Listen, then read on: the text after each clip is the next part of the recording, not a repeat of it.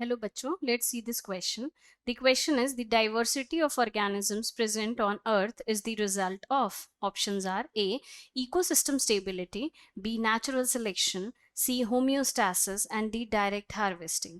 तो क्वेश्चन में आपसे पूछा है कि अर्थ पे जो डाइवर्सिटी है ऑर्गेनिजम्स के अंदर, डाइवर्सिटी मतलब you can say the variety और you can say the variations among the organism of a population, हमारे अर्थ पे ये जो वेरिएशन देखने को मिल रहा है, जो वैरायटीज ऑफ ऑर्गेनिजम्स देखने को मिल रहे हैं, ये किसका रिजल्ट है? Who is responsible for that? And the answer is A, ecosystem stability, natural selection, homeostasis, direct harvesting, and the correct answer is B option, that is natural selection. ठीक है, क्यों ऐसा है? देखिए, हम एक ऑर्गेनिज्म, एक पॉपुलेशन ले रहे हैं, यहाँ पे इस पॉपुलेशन में ऑर्गेनिजम्स हैं। ऑर्गेनिजम्स आपके फिट भी होंगे और अनफिट भी होंगे। That means we are saying that there should be variation among the individual of the population.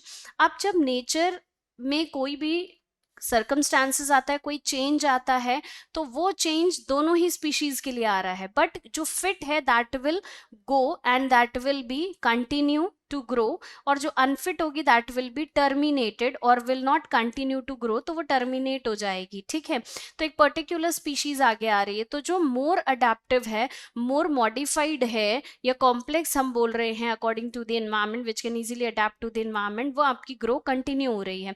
और इस रीजन से जो डिफरेंट वैरायटीज ऑफ ऑर्गेनिजम्स हैं, जो डिफरेंट वेरिएशंस हैं, डाइवर्सिटी है, वो आपको देखने को मिलेगी नेचर में because of the natural selection.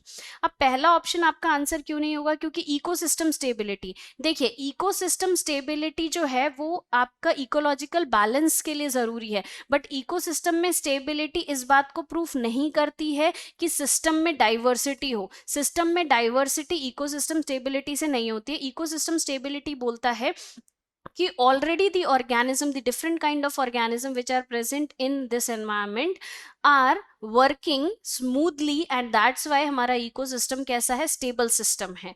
ठीक है, तो यहाँ पे डाइवर्सिटी को लिंक नहीं कर रहा है। सी बात करते हैं हम homeostasis, that will also not be the answer, क्योंकि होम्योस्टैसिस का मतलब होता है कि एक इंडिविजुअल किस तरह से अपनी बॉडी में चेंजेस लाके अडेप्ट करता है या एक पर्टिकुलर एनवायरमेंट में अपने आप को सर्वाइव कर पाता है, तो वो कंडीशन है एक इंडिविजुअल की। बट क्वेश्चन में पूछा है कि डाइवर्सिटी ऑफ ऑर्गेनिज्म के लिए कौन रिस्पॉन्सिबल है, तो होम्योस्टैसिस उसके लिए रिस्पॉन्सिबल नहीं है। Now last is the D option, that is direct harvesting. तो ये भी आपका आंसर नहीं होगा। डायरेक्ट हार्वेस्टिंग होती है कि जब हम क्रॉप्स की बात करते हैं या हम किसी भी स्पीशी की बात करते हैं, तो उसमें हम डायरेक्टली कुछ ऑर्गेनिजम्स को सिलेक्ट कर रहे हैं, हार्वेस्ट कर रहे हैं, तो ये आपका डाइवर्सिटी ऑफ ऑर्गेनिज्म से रिलेटेड नहीं है। So that's why the correct and final answer of this question is B option, that is natural selection. Okay, best of luck.